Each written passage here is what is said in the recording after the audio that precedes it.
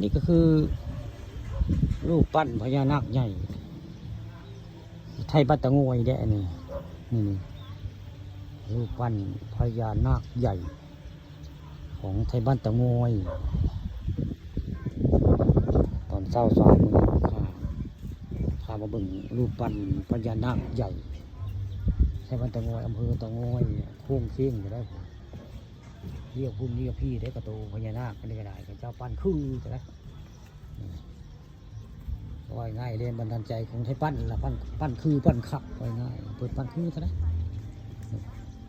ปานตกเป็นเปล่งเนี่ยลูกนะพึงคอก็คือแต่แท้โอ้ยิ่งแค่โลลีนเป็นตะย่านนี่แหละพญานาคใหญ่ในพญาตะงอยบัตตะงอยมีเขาตัวเขียวน้อยๆก็มีได้ตัวเขียวฝ่ายแล้วนะสำหรับผู้ฆ่ากับเซโมสารมืออะไรบอกเซโมสารมืออะไรนี่แหละอันพญาตะงอยบัตตะงอยฝ่ายแล้วผู้ฆ่ากับเสียอ้อยมือละเด็ดแห้งมือนี่เด็ดแห้งนี่แหละอันพญานาคโยหัว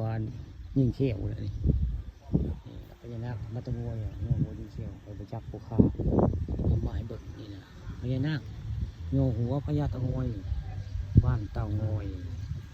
งาม